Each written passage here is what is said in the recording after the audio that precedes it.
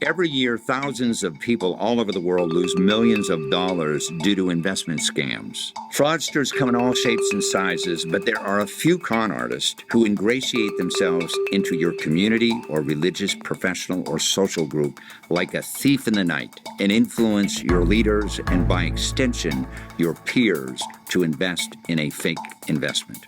These fraudsters exploit the trust and friendship that exists in groups of people who have something in common, and they exploit their affiliation with recognized and licensed securities firms like Janney Montgomery Scott, LLC, and Investors Capital Corporation. Patricia S. Miller was one of Janney Montgomery Scott and Investor Capital Corporation's brokers. But who would have ever thought that Patricia Miller, a 68-year-old senior citizen, would turn out to have orchestrated a multi-million-dollar Ponzi scheme that harmed scores of victims? Miller used her position as a trusted financial advisor, as well as her association with these two broker-dealers, to steal from her clients. In this insider-exclusive Justice in America Network TV special, our news team meets with one of Patricia Miller's many victims, Karen McWilliams, and her lawyer, Vicki Kuftic Horne, who will share the horrific crimes of Patricia Miller and how they fought back to not only make sure she was convicted of her crimes, but successfully fought to recover their investments from these brokerage firms who were responsible for monitoring and preventing these financial crimes. Patricia Miller, along with Janney Montgomery Scott, LLC, and Investors Capital Corporation, were also the subjects of a FINRA dispute resolution arbitration proceeding as a result of her Ponzi scheme. As a result, Miller and Janney Montgomery Scott, LLC, were ordered to pay damages of over $72,000, which was trebled to $217,283.83 pursuant to the Pennsylvania Unfair Trade Practices and Consumer Protection Law. Furthermore, Miller and Janney Montgomery Scott, LLC, were ordered to pay attorney's fees, expert witness fees, and various other arbitration-related fees. Patricia Miller pleaded guilty to wire fraud under 18 U.S.C. Sections 1343 and 1349 and was sentenced to 6 years in prison and ordered to pay $2.5 million in restitution. The legal journey to recover investment funds stolen by criminal brokers who work through legitimate and licensed security broker-dealers is another story in and of itself. And here is Karen McWilliams describing this whole ordeal. Patricia Miller, my so-called friend who I trusted, she violated me. She violated me and my family. She would tell me I had so much trust into her, and she violated me by putting the trust into her. I went to her for advice. I trusted her with everything, and she advised me to get school loans for my children because why would I take the money out from the investments, because it was actually stolen from her. But she told me that I should get school loans for my children, and I trusted everything she said, everything. For me to welcome her into my family and, share with her my personal my children are everything to me. To share my children with you and take their money, it was their money, and you knew it was their money, that I worked so hard and my husband worked so hard. Pat, you took their money. I was so very lucky to find attorney Vicki Horne from Fox Chapel to take my case. She knew exactly what I was going through. Attorney Horne went against the best attorneys that the huge company, Janney Montgomery Scott, brought in from Massachusetts to prove that they were wrong for what they did and what they let Patricia Miller do with our money. And they were under her,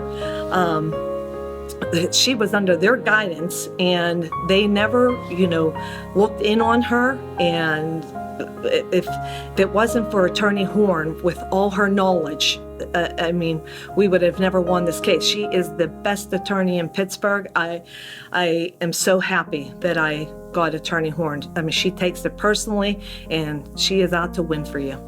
This is the Insider Exclusive live from Pittsburgh, Pennsylvania.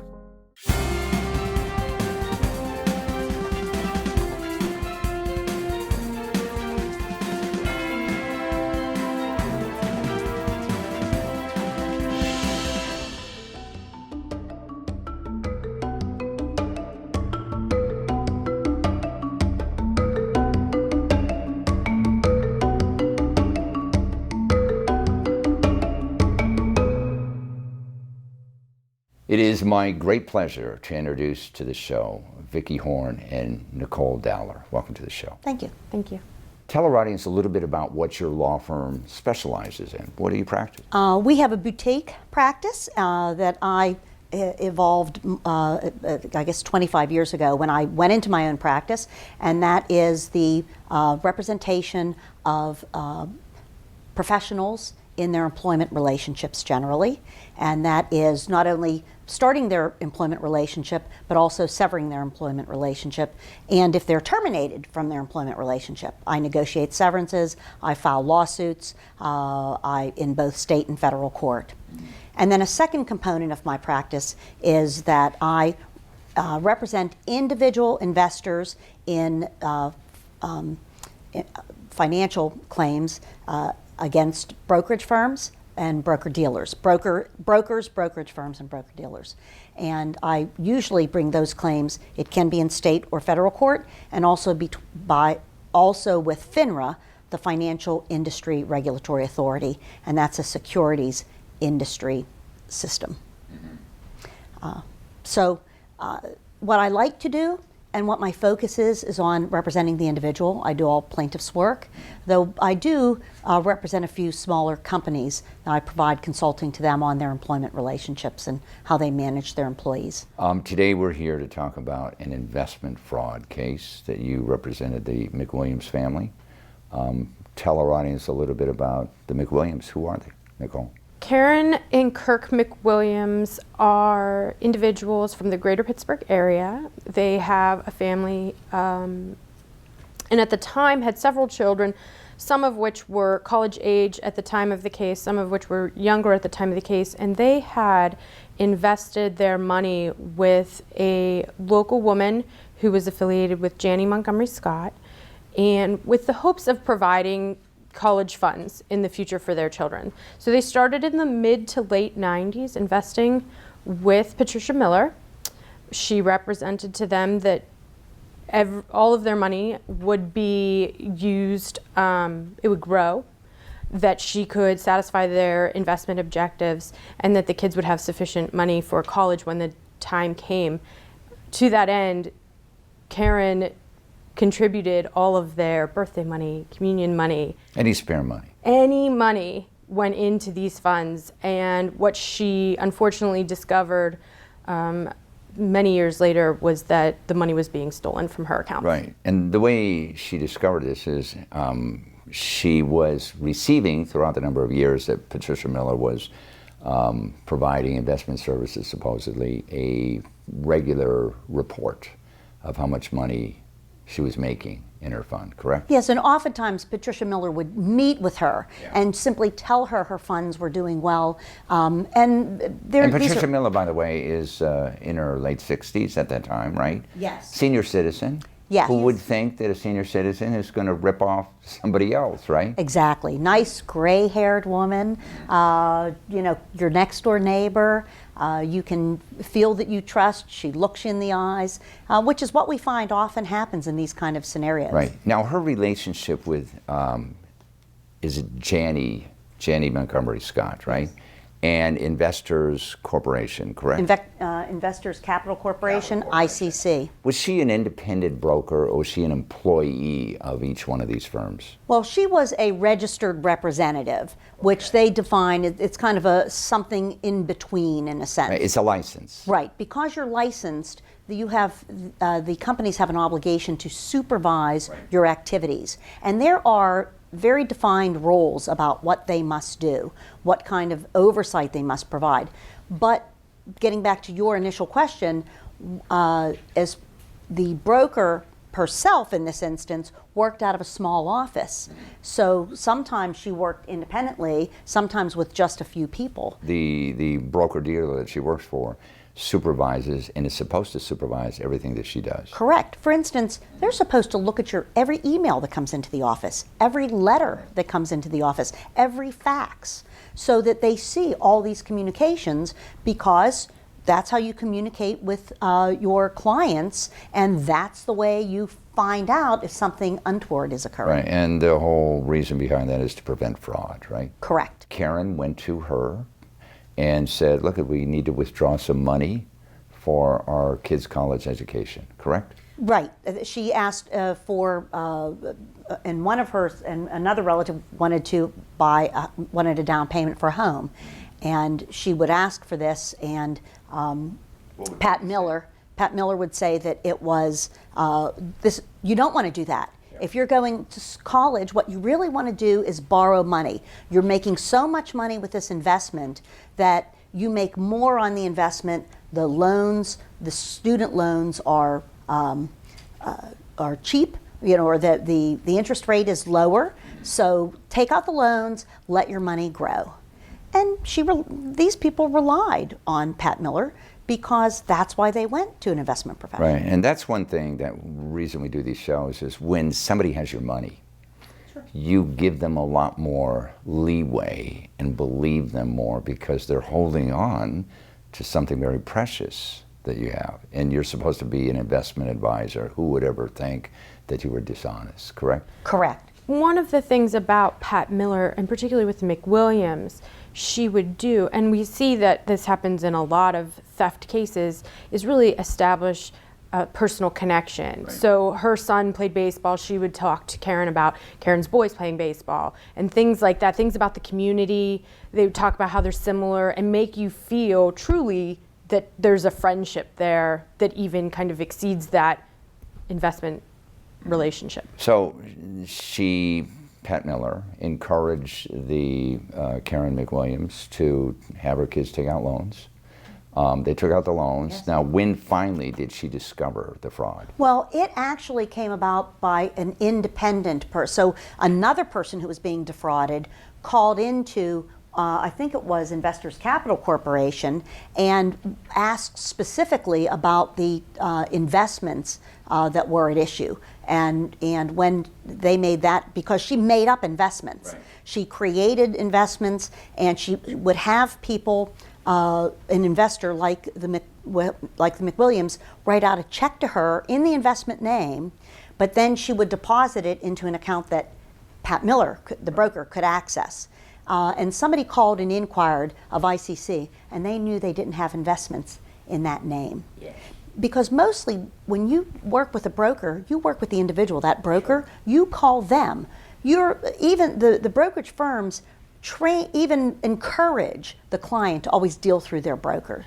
There's not much encouragement to call a main office or a supervisor, and that's part of the issue. Okay, so she's discovered she's lost her money. She comes to you. Yes. Tell our audience a little bit about what a person has to do. And this isn't, you don't go to court. You're dealing with FINRA, and explain what FINRA is and the advantages or disadvantages of dealing with them trying to recover your money. Certainly. FINRA used to be known as the National Association of Securities Dealers, the NASD. So it's a self-regulatory agency. First problem, because it's an agency that regulates itself. It's not a court. No, it's an arbitration forum. So it eventually changed its name to the Financial Industry Regulatory Authority to attempt to kind of disassociate itself as an insider with the securities industry. And it has a panel. In fact, I'm an arbitrator. I'm qualified to be an arbitrator for FINRA. And it will select from business, from the securities industry, from law, from the profession. How many people sit on a arbitration panel? 3.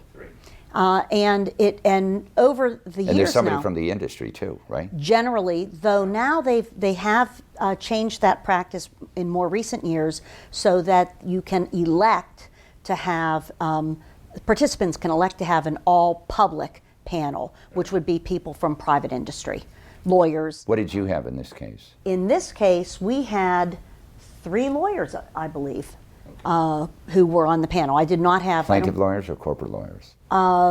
It was a mix. One was in, I think, the financial industry herself, and I hesitate because we lost an arbitrator along the way, yes.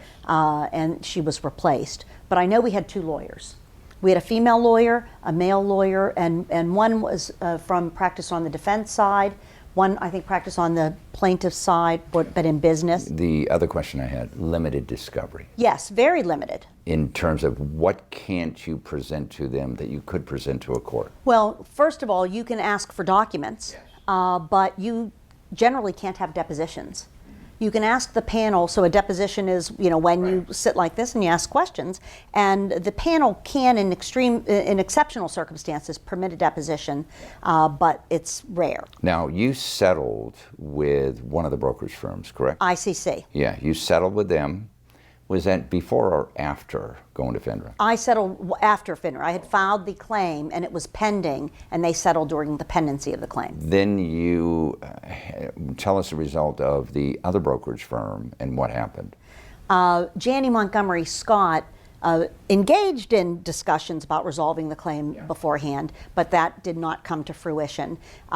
Because in this kind of scenario, the McWilliams had not lost a lot of money. It was a total of what, about? I think when it came to it was under $80,000 for the McWilliams as to the Janney Montgomery Scott claim. It's expensive to pursue these, to go to a hearing. So to me, if I'm going to, I wouldn't normally take a case like that, but they had really been harmed, and this was important to them. They're not a big money people. And so under Pennsylvania law, there is a consumer protection law that enables you to recover not only the losses the person sustained, but potentially treble damages, 3 times their harm, your attorney's fees and your costs. So when I approach these cases, I want to recover for the clients at least enough to make them whole.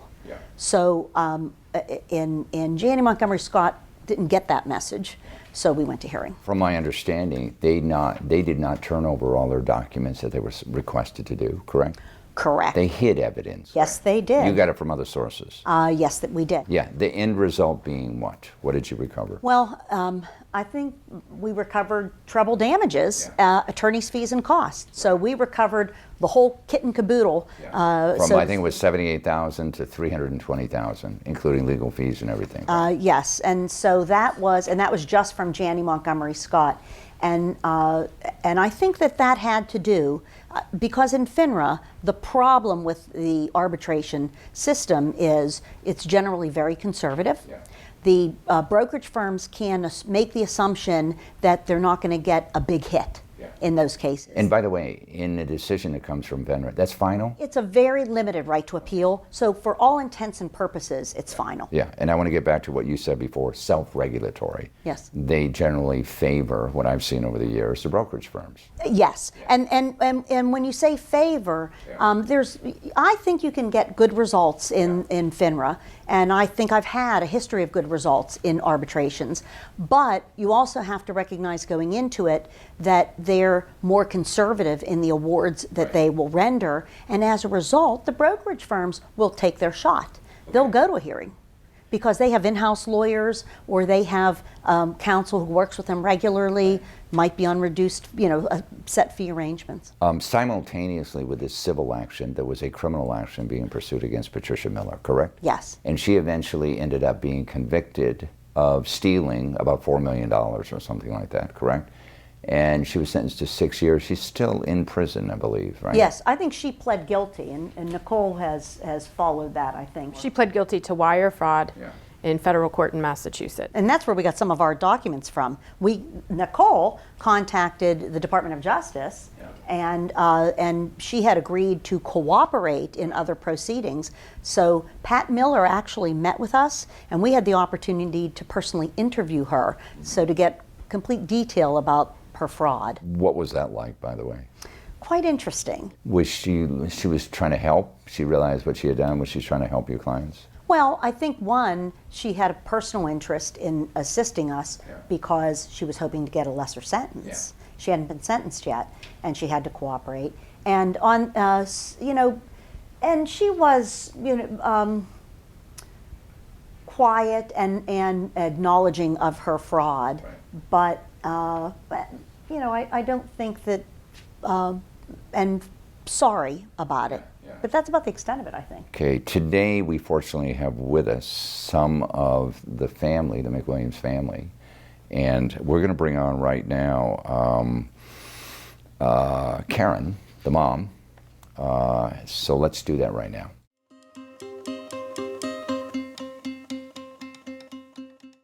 It is my great pleasure to introduce Karen McWilliams to the show. Welcome to the show, Karen. Thank you. Boy, you've taken a long journey, haven't you? Oh, definitely. Trusted someone that betrayed you, right? Oh, yes. Tell our audience what was your first reaction when you finally discovered that Patricia Miller was stealing your money instead of investing it? I got a notice from FedEx, and it said for me to call Investors Capital, and if I had money invested with Pat Miller. And so the following day, that came after hours, the following day, I called Investors Capital first thing in the morning, and the girls simply told me that they had no investments with Investor Capital with me, with Pat Miller. And I actually cried. I cried on the phone to the girl, said, "You got to be kidding. That's my money. That's my kids' money." What did that represent to you, that money? Oh, I saved that money for 20 years. It was money that I worked very hard, and I put everything away. It was to give my kids a better life. Yeah. I wanted them to go to college and, to get married, have a wedding, and actually we were saving for a trip too. I was doing night work, and we were saving to do a dream trip to go to Europe, and it was all just completely thrown away. When you knew that this was Investors Capital, the money was gone, what about the other brokerage firm? Did you contact them right away? I did contact them just to see if they had any record of my money, because I had my money in with Jan and Montgomery Scott at first, yeah. And then Pat Miller left them and went to Investors Capital. But in the meantime, she supposedly transferred the money. She supposedly transferred the money. Right. And then she also had us in an investment club. And I was trying to find out where the money was for the investment club, because Investors Capital told me it wasn't with them.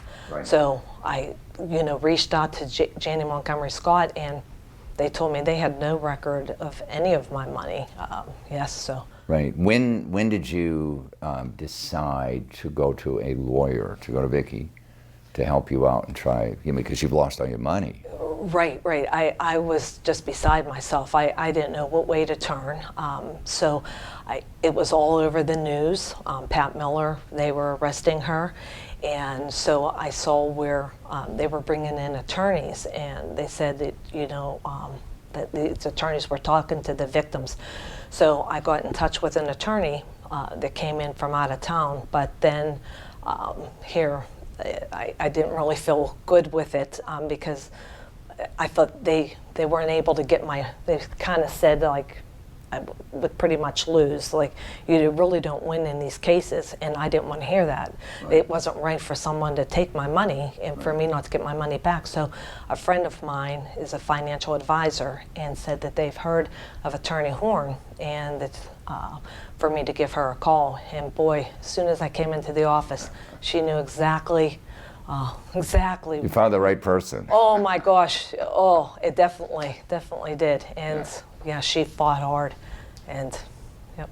What's your opinion of Vicki and what the work she did? I'm going to tell you something. I've done a lot of these stories, and I'm amazed at the amount of money that she recovered. Seriously. You would have been amazed at that arbitration.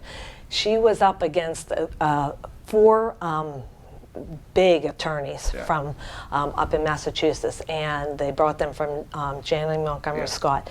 And Attorney Horne, she tore them apart.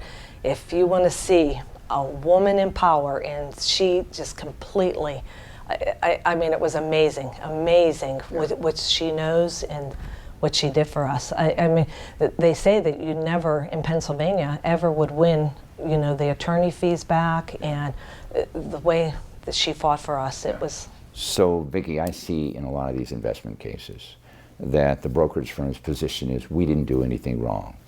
And as Karen said, they hire big name attorneys to go up against you, and a lot of times they win.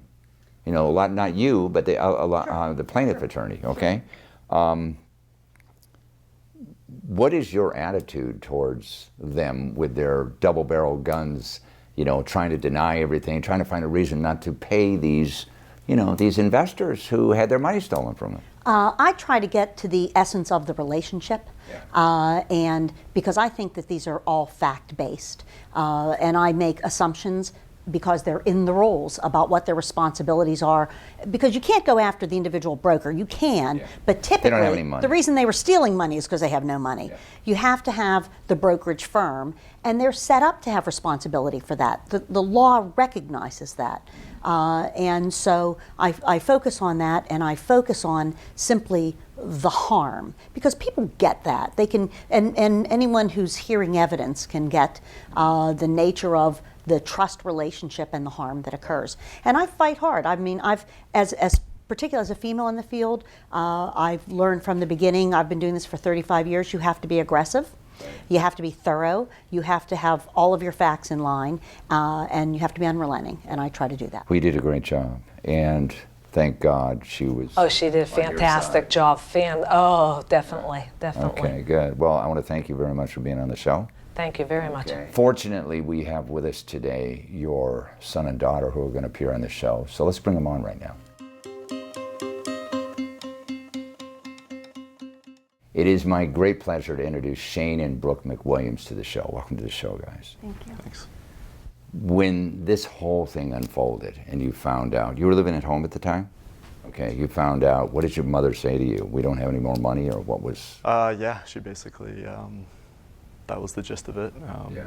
The money that. Must have been pretty sad for her. Yeah, it was very emotionally trying time. What was going through your head? Because your mother probably said that was money we saved for your college and that sort of thing. What was going through your mind about what was your future going to be like? I just remember my mom getting something in the mail, and it was just like panic for a few days, just trying to figure out if it was real to begin, and then the altitude of it, And so this whole experience, now that your mom hired Vicki Horne to handle this case, what do you think about the investment business? Definitely a little hesitant, for sure. What warnings do you send out to the public about when they invest, even with a well-known brokerage firm?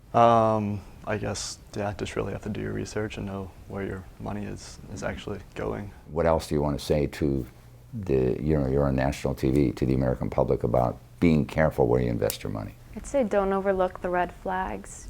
If you get the statements, look at them, make sure they're accurate, see where you're sending them back, and just don't be afraid to ask the questions. What about you, Shane? Yeah, same thing. Just have to be very careful.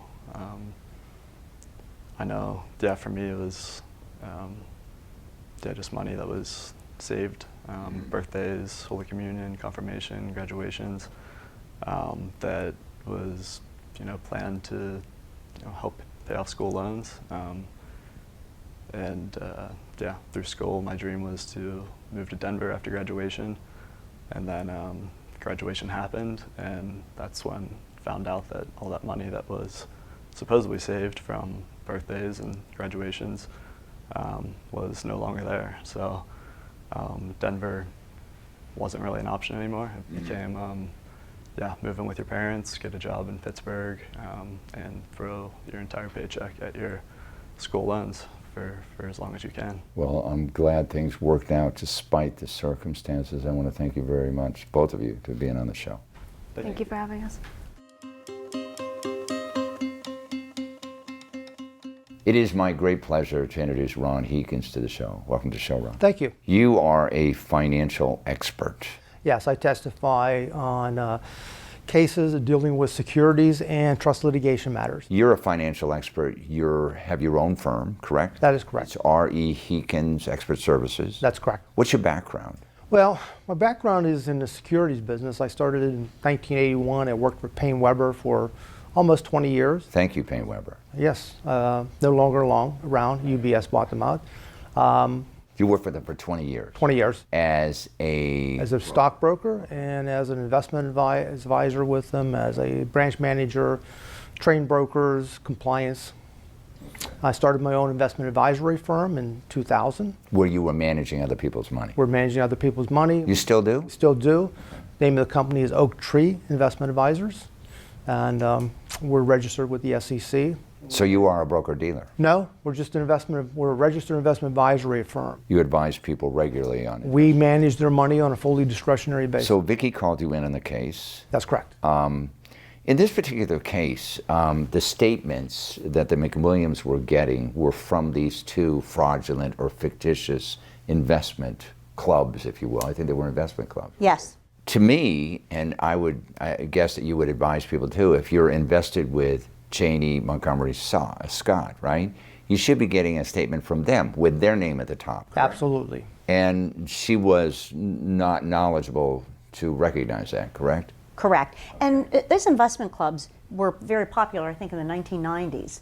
80s even. And so, and they lost popularity because of just this type of scenario where it actually enabled, I think, a fraud, and because it was written up a little differently as a club. Yeah, and the growth of mutual funds, so people were able to invest small amounts of money where before that they weren't able to. If a person is a registered representative with a licensed brokerage firm, any monies that come into the hands of that registered representative has to go through the firm, correct? Yeah. They write the check to The firm. To the firm, not to some club, investment club or anything like that. She didn't know that, right? The McWilliams didn't know that. Right, a lot of people. So right away, that's a first red flag, right? Yes, it is. Because when the money's coming into the main licensed brokerage firm, then the money is being controlled and watched over, right? Supervised. Yeah. What advice do you have to give the public in terms of, there's a lot of investment scams going on. What advice do you have to give the public of the things to watch out the most? First of all, common sense, if it sounds too good to be true, it usually is. Deal with reputable firms. And as you said, make your checks payable to the broker-dealer. Yeah. Myself, my firm is Oak Tree Investment Advisors. You do not make out a check to Oak Tree. You make a check out to Fidelity, to Interactive Brokers, to Schwab, to one of the broker dealers we use. And then people pay for your services because of your consulting. Correct. Is that like a fixed fee or something? Yeah, we charge an asset-based fee. In other words, when the assets grow, you make more money. That is correct. If you see a particular asset that you've advised a client to invest in, you see it going south, or become aware that it might not be a good investment in the future, what do? We liquidate. You liquidate. You tell a client you should liquidate. No, we just liquidate. We have the authority to do so. Okay. Under the broker-dealer scenario, like with Janney Montgomery or Merrill Lynch or that, the broker would have to call the customer to get permission. Oh, I see. That's the difference between a discretionary and non-discretionary basis. His was fully discretionary. How much money do you have under advised? About $130 million. And do you like that better than being a registered representative at a brokerage firm? Yes. Why? Because you have the freedom to make the kind of decisions that you think are the best for the client. That is correct. Again, we're familiar a lot with investment type cases. Oftentimes I've seen with brokerage firms, Payne Weber, E.F. Hutton, everybody, Merrill Lynch, everything, they have IPOs and they tell a registered representatives to promote them, even though if you look at the record of IPOs, whether they've made money at the end of the first year or not, it's not too good, right? That is correct. And fortunately, you're not in that position. You're not involved with IPOs or anything. Yeah, and I don't have any kind of allocations I have to, meet. Good. Totally arm's length. That's good. Anything else you want to tell our audience out there in America about investing money in today's market? Keep things simple. If you don't understand it, don't put money into it. If the broker's telling you about a product and it's just going in one ear out the other and it's just, numbers are just flying, forget it. It's not for you. Okay? Let that be for the experts, the people who are managing money for institutions or something. Don't think of it just as, I'm going to miss out this opportunity. If you don't understand it, don't put your money there. By the way, that's Warren Buffett's advice too. Why he initially didn't invest in high-tech stocks, because I don't understand them, I don't invest in them. So it's good advice. Right. So today what we see is a lot of alternative investments, which I have to pull out the material and read it because it's complicated. All right. I want to thank you very much for being on the show. Really appreciate it. And you did great work. Thank you. A lot of people call you up, they got problems. How do you select the clients that you eventually end up representing? Because you, as you mentioned in this case, there wasn't a whole lot of money involved, $78,000. You took the case because of the egregiousness of the case. So there's an emotional factor and there's also a business factor. How do you select clients? Well, I'm very lucky. I purposely have kept a small practice, and I've done that because I want to control it. I control it in the sense that I don't want to have to bring clients in because I need to bring clients in. I want to be able to care about the case, care about the legal issues, and care about the facts. And so I do preliminary phone calls, and I'll do a lengthy phone call, and then I'll bring people in, and I really need to get a sense of the person and of the nature of the case and of those issues. And I really base it on that. I have to factor in that I also run a business, and so you have to make business decisions. But I also have the leeway to make a decision. Sometimes I say, this was simply wrong, and this person needs to be represented. Well, congratulations on the result of the case. So a lot of people are going to look to you to help them out when they're betrayed by their investment brokers. And I want to thank you both for being on the show. Thank you. Thanks for joining us. You can get more information about our guest and the issues at insiderexclusive.com.